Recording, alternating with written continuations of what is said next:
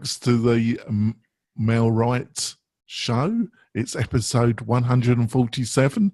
We're going to have a discussion between me and Robert, and we're going to be discussing mobile and how you can use your smartphone to promote your business. Basically, you're literally doing almost everything connected to your real estate business using mobile now, because you're a road warrior, aren't you?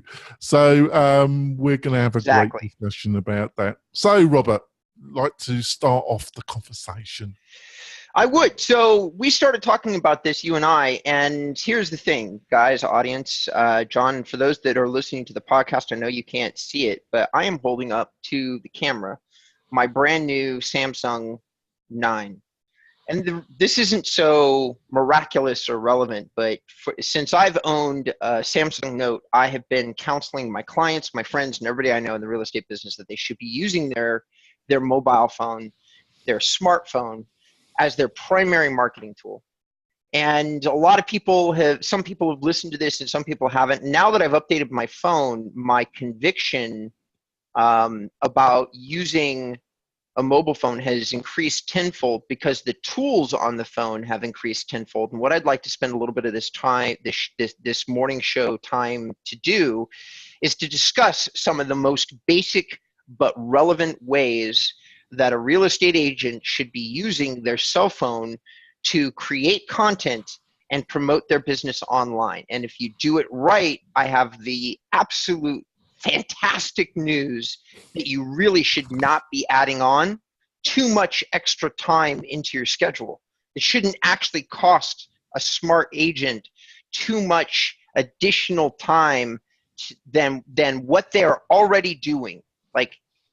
So first off, I'd like to make a recommendation to all of our listeners, which is, if you want to see a guy that uses his cell phone really, really well and all of the time, and I've seen his cell phone. The funny thing is he's using a busted up iPhone 5, okay, but he's a brilliant marketer with it.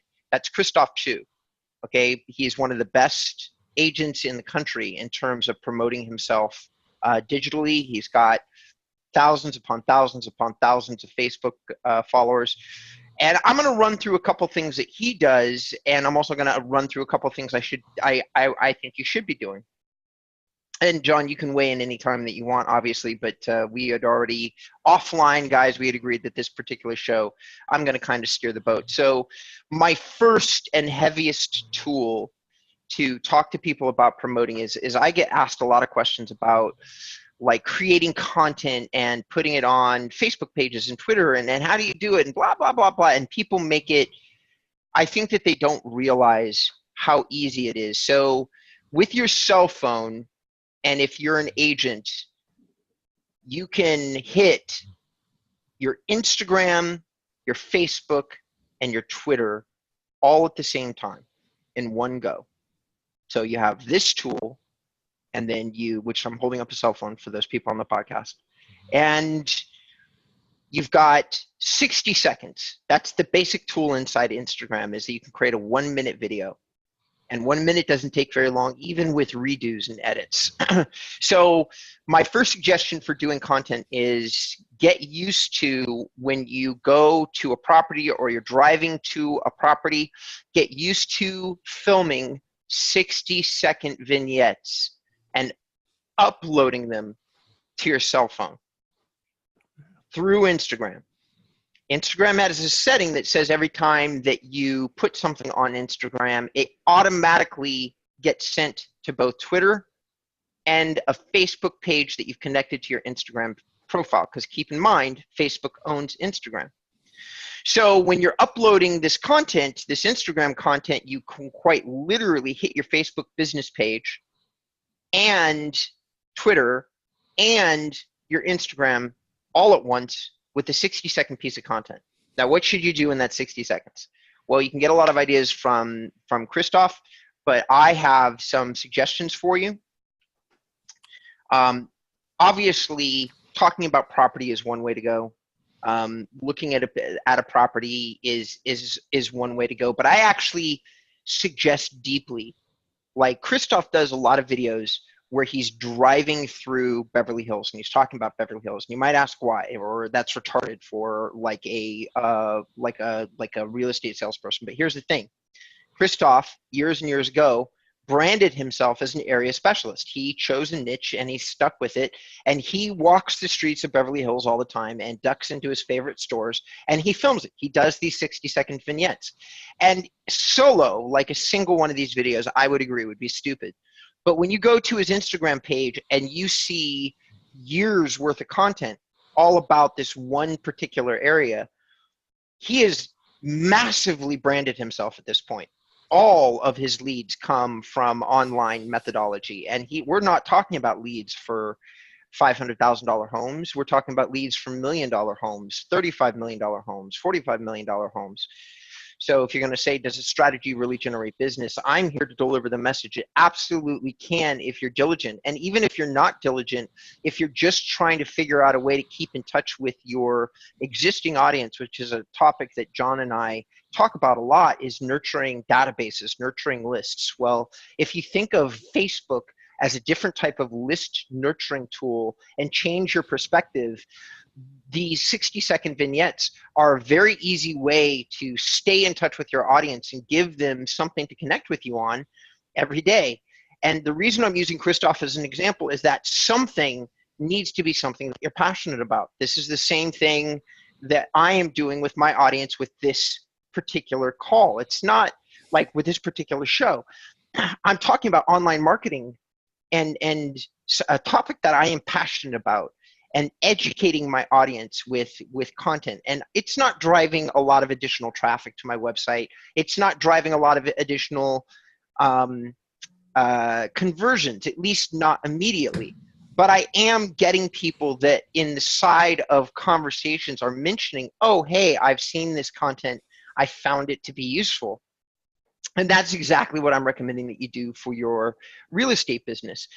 I don't care if you're new or if you've been doing it for years. You've developed certain business practices that are unique to you, whether it's you have an assistant go examine a property, or you examine a property, or you have certain things that you say to your clients when you go into a property. There's certain tax benefits or certain schools that everybody asks you about. I promise you that there is something about the way that you pursue real estate that is unique to you. And that is what you should be talking about when you do these 60-second vignettes. And you should film something that is relevant, and then you should be putting that up on Instagram, and you should be very gentle with yourself in terms of establishing this habit. And what I mean by that is another thing that I see inside people using cell phones for tools is they get frustrated because they forget to do it one morning. They go to a walkthrough and they forgot to film it. So what? So what? Do it the next day, or do it the next day after. It takes a while to establish. Dale Carnegie and 100 other people since him have all said the same thing. It takes 30 days to establish a habit. Be gentle with yourself. But if I had one thing I was going to tell new agents or people that were looking to get into digital marketing, like how can I get into digital marketing? How can I get into digital marketing for cheap? Just get used to producing content. John, would you agree with me that producing content in terms of today's digital world is basically the cornerstone or the fundamental thing that you should be doing, like to market yourself? Oh, totally. But a lot of agents don't. I'm also promote, paid traffic, but I'm not one of these that says you forget about your website, forget about organic content, just rely on paid. I think that's ridiculous, and I would be totally wrong for saying that, and I won't. I agreed with everything you said. My main criticism of myself is I really haven't really studied Instagram enough. My interest has been more around Messenger, but Instagram is so enormous now and so powerful. And you got these phones now, and it's just a perfect platform for that type of thing, isn't it, Robert? Yeah. And that's the other thing, is that I guess And it's a weird thing to talk about, but I think the thing that my latest phone, I think that both the Samsungs and the Apple, previously Samsung, I think was not as good on video or photo quality. So I would occasionally get agents saying, "Oh, but I don't know that I want to brand myself using my phone." My Samsung 9 autofocuses. It takes beautiful, like almost model quality shots every time I take it. I'm a horrible photographer. I mean, literally the world's worst. And yet I am taking some beautiful pictures with my phone. If you're going to invest in a little piece of technology and keep it cheap and keep it to something that you have to invest in anyway inside your real estate business, my honest to God first comment to everybody is invest in a nice phone. Because if somebody had a good phone and a willing spirit, I could teach them how to be a great digital marketer. That's it. That's all they need, like is a good phone. Because I am, as you well know, I think there's a place for every type of marketing. But if you said, Robert, what are you really super passionate about? It's content marketing. I am super passionate about content marketing. I do content marketing for my own site. I've got almost 100 YouTube videos established. I do the show with you. I mean, I'm leaving the country for 2 weeks, and you know what I'm going to do? I'm going to create content. Like, I'm super passionate about it. That I'm just going to do it in a unique spot, like a writer would be, like Hemingway. You know, it's like I just do content, like whatever it takes. Do content for your business. If I had to give that advice out, and the first tool is cell phones. What else can you do with them? You can record messages. The thing that I love about cell phones and most of the marketing apps that you and we review new companies all the time. You know what my favorite companies are? Like, my phone has a HubSpot application, and I can run my entire HubSpot marketing platform off my telephone. It's not as good as sitting in front of my PC, and I'm never going to say to somebody that it is, but I also can check I don't know if you can see this or not, but like, I can check my Google Analytics. They have a mobile app and it is as good as my desktop version. I can check my I mean, everything's on here, but I occasionally use Fiverr for vendors, and it has a mobile application. In a crunch, I can run 60% of my business off my phone, because all of the bigger vendors have what are called mobile applications. And these, like, you keep talking about Snapchat, I think it is. I have WhatsApp on my phone, which is trying to take the place of Skype. But I also have a Skype application on my phone that allows me to make calls anywhere in the country for free off my cell phone. I've also got, not the country, the world. I've also got, as long as they have another Skype, as long as they have a Skype membership. I've got my Upwork. That is who I do business with, many of my subcontractors through Upwork, and it has a mobile application that is actually quite stellar. Slack, that's how I communicate with my team, is all off a cell phone on my cell phone. I have 3 or 4 applications for editing and doing different things inside Instagram, again, all on my cell phone. And so when people are talking about what they should be doing, and I know we were talking about this the last time, like, oh, I can record all my calls on my cell phone. Like, there's a little thing down here that says voice recorder. So when I start getting on the phone with my clients and they start talking about things that they want and I can't remember, I just hit the record button, tell them I'm going to record the call, and just, again, record it off my cell phone. All of these things can be adapted to a real estate business. And as real estate agents, the thing that I hear most frequently is, oh, I'm never in the office. So what? That shouldn't be the thing that holds you back. You have technology. While I'd be the first to admit it's a massive pain in the ass a lot of the time, one of the things that really has advanced and is really incredible is mobile technology, specifically as it relates to cell phones. These days, as opposed to being handicapped, like a real estate professional that got used to using their cell phone as a marketing tool would not just not be handicapped, they'd have an edge over all of the people that aren't. I think that's great. I think we're going to go for a break, Robert, and when we come back, we talk some more about all this. Sorry, or I just sit and monopolize the time. That's really what's happening. But okay, go ahead. No, there's no problem at all. I thought it was great stuff. We'll be back in a few moments, folks. Okay. We're coming back, folks. We've had a good geek out on mobile. We're going to continue it. Just to remark what you were saying, Robert. I really am looking for your input. I'm sorry about that. No, it's no problem at all. It's, when it comes to the actual marketing content, what I hear from a lot of agents is, oh, I can't do these videos, especially if they're for understandable reasons, if they're a female, because, females to some extent are judged a little bit more about their looks, especially in a sales marketing environment.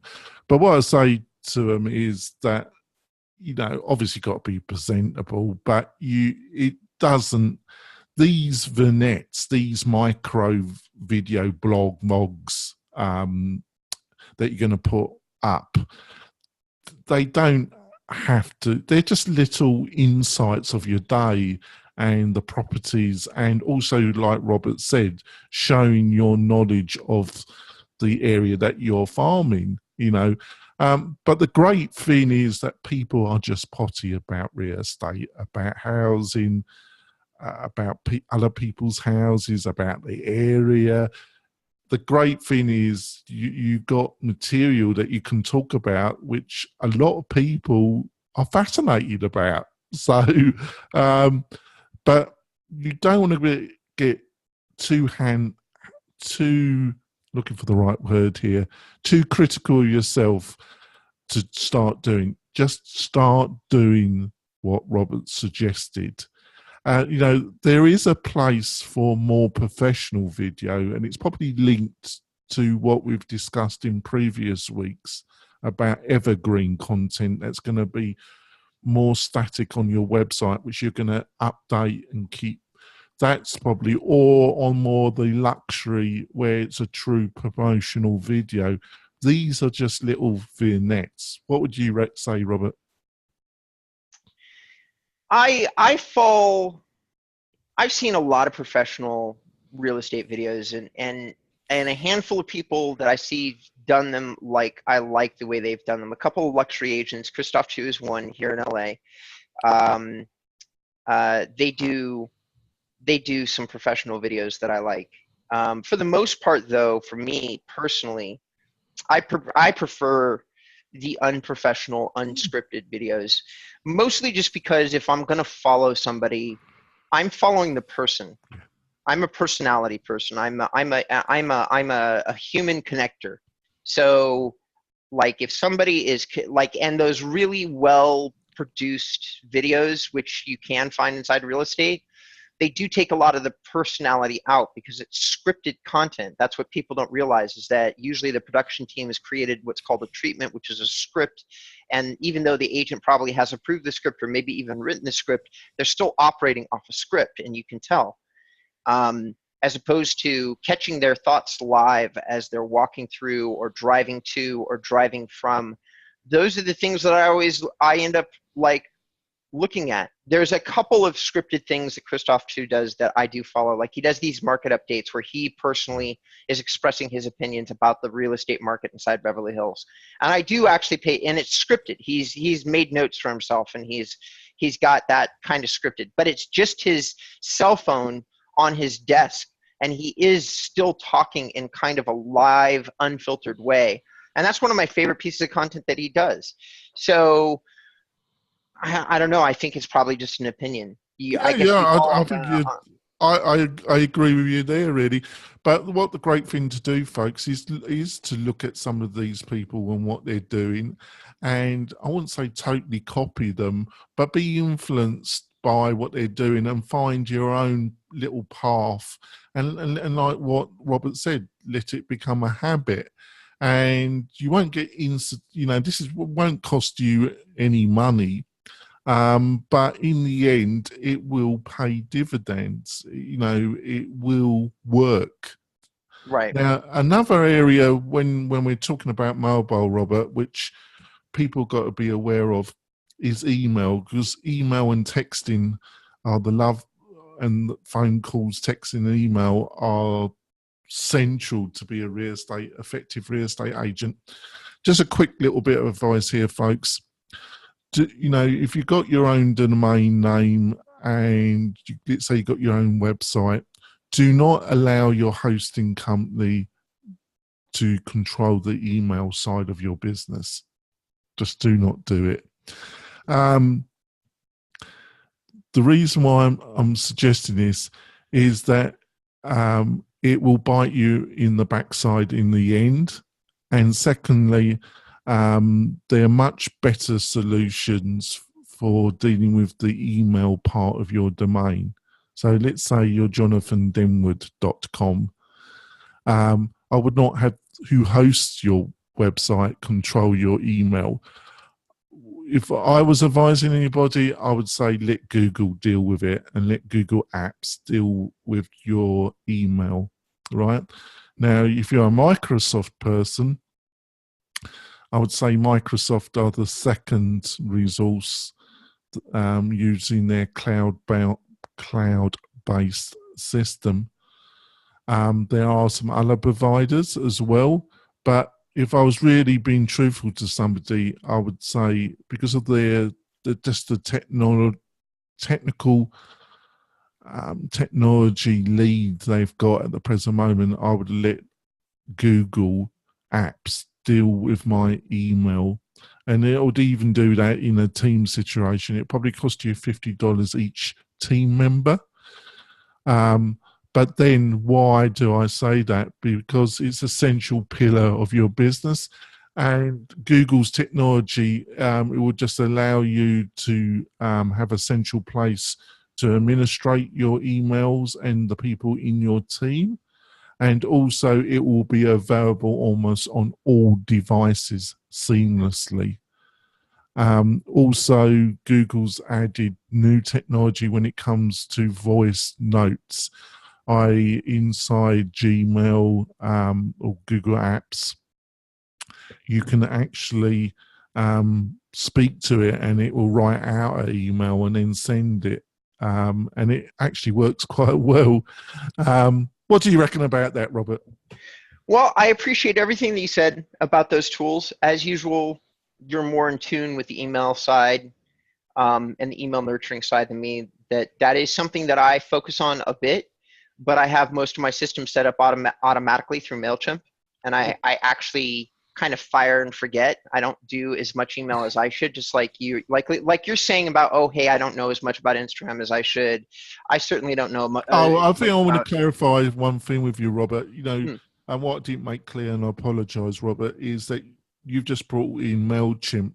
I was talking about personal email, business email, where I classify MailChimp to be a marketing email platform, and MailRite offers that to some extent as well. But they're marketing, drip email marketing platforms. I was talking about your day-to-day email communication between you and clients and team members. Dear Lord. Yes, I agree. I agree entirely. And I do a tremendous amount of email communication through my cell phone, and I'll tell you why. And I can't really figure out why this is, but actually mobile technology is better for voice recognition by 100 times than desktop technology, because everybody has focused, like Google has focused and kept a lot of their technology centered around their phone, and you have to get different tools for voice recognition for your PC. I find that my cell phone technology, which has an application from both Samsung and Google, and they're both excellent now. They're both amazing, these voice recognition systems. So when you say, yes, I use my Gmail all the time, and I use my voice recognition tool. I oftentimes prefer to email from my telephone because I can use it as a voice recognition tool, which I love. Yeah, I think there's just one thing I need to clarify even there. I just realised it. Gmail. See, Google's got two sides of their email platform, their day-to-day email platform. They've got gmail.com, which would be like jdenwood@gmail.com. So Right. It's branded at them. But then they've got this, what they call Google Apps, which offers a suite Word docs, a form of Excel, their Google Calendar, which they've recently greatly improved. And basically that can be your domain. So you could have a domain, example, jonathan@jonathandenwood.com. That's their paid service. Gmail is their free email service. Right. And you can integrate the free with the paid in one interface as well.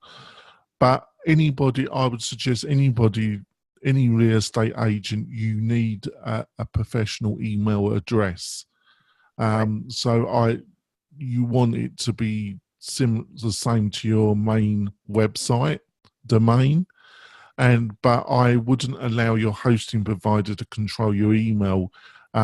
It's reasonably simple. Any IT person will be able to help you set this up.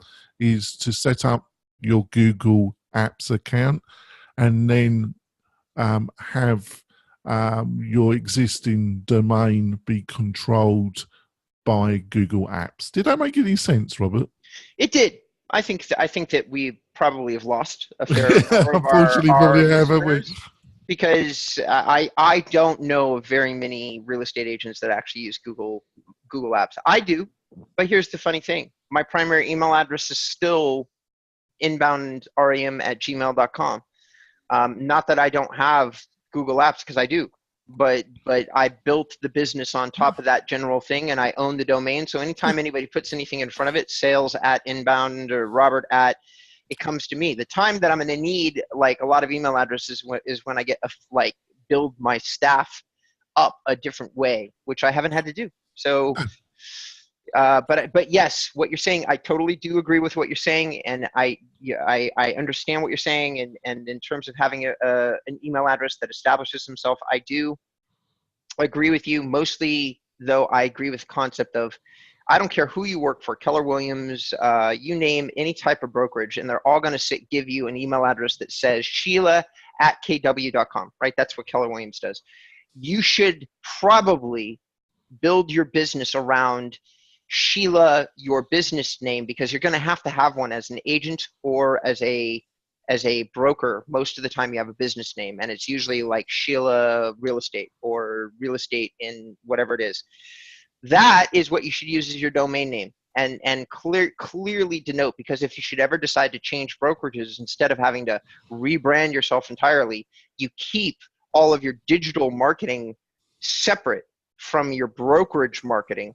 And that is the smart way to build your real estate business, which is a kind of adding on to your comments about Google Apps and things like that. So if we're going to get into the advanced version, there you go. I've added another layer to confuse our listeners even more. I have a quick question. It's extremely good advice, because unfortunately your brokerage depends on the brokerage. They might not be too happy, but they can't make you, but they will. Let's put it this way: they will encourage you to use their domain name and their one-page section about you, but you really got to understand that you're really there to market yourself with the help of your brokerage. Obviously, you're a team, but you're both independent businesses that are working together, aren't you, Robert? Yep. And we've just hit the 30-minute mark, but when we come back, what I would like to do is I have a question for you about Facebook Live. Right. We're going to wrap up the actual audio podcast part of the show, but we're going to continue the discussion for probably another 15 minutes, which you'll be able to see on the MailRight website with a full set of notes and links to everything we've discussed during the show.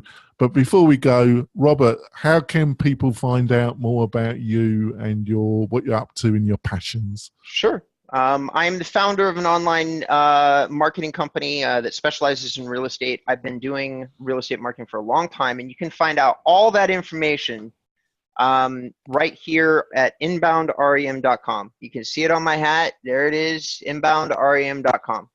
Right.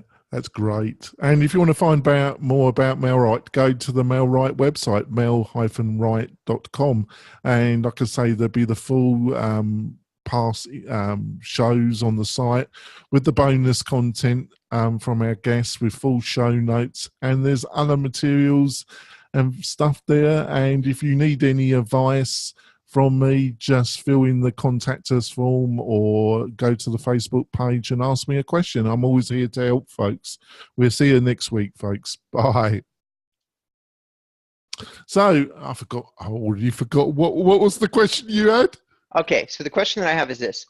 I am curious to know, because every time we do the show, you do it on Facebook Live. And so this plays into our core topic of mobile, because another thing you can do with your mobile phone, if you're so inclined, is to prop it up on the desk, which I have mine up right now. And if you wanted to, you could record a conversation that you're having with anybody, a phone conversation, a conversation with a client, and you could feed it to Facebook in Facebook Live. Now, here's the things that we haven't built this up yet, you and I, yet enough where we're getting a ton of viewers on the live version. But what I love about live, what I'm really impressed with about live, is that everybody in your user base gets pinged. It's one of the only good things that Facebook still does, in my opinion. I'm curious to know what you think. Right.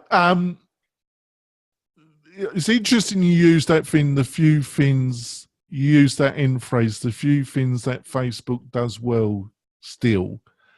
What I think you mean by that is the problem, folks, is when it comes to agents, is this divergence between your profile and your business page. And the truth is, without paid advertisement, you're not going to get a lot of traffic now to your business page. And if you post something on your business page and you don't pay to promote it, it's going to see a very small percentage of the people that have liked your business page. That's how Facebook have set things. But you do need a business page, and you do need it to be updated and seems for it to be seen to be active, because people are, when they're checking you out as an agent, they are going to look, they are going to expect you as a modern agent who says that you're capable of marketing and dealing with a negotiation with what probably is the biggest asset that your client has. You're saying that you're the negotiating and marketing expert to sell this very important asset for your client. So they are going to expect you to be effective when it comes to marketing. So they will expect you to have a Facebook business page. So you are going to have to spend some time with it, which MailRight helps. But on the other hand, don't be deluded. Not many people are going to see the content on it unless you pay to have that content shown.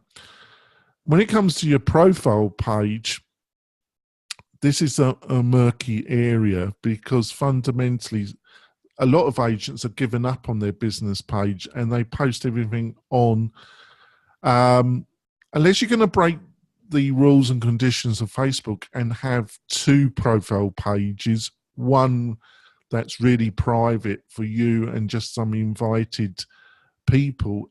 I think it's best to keep your profile separate from, right?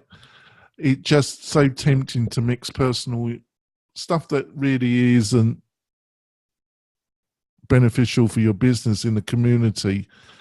But the one thing that does still work, I know this has been a bit long-winded, but I'm just trying to give what I really think about, Robert, Sure. is that video. Because if you push video, it is shown, because Facebook really wants to challenge YouTube. They're in a head-to-head with YouTube when it comes to video. They really allow much more people to see video if you push it to your personal profile and then push it to your page, a lot more people, and it's one of the most effective ways that you can promote, which won't cost you money when it comes to your page as well. Did that make any sense, Robert? Well, it did, and it did make some sense. But if you don't mind, I'm going to jump in and kind of do what to my mind is cutting to the core of the issue. So I'm going to paraphrase what you said. Facebook has made it so that you have to pay for most promotion.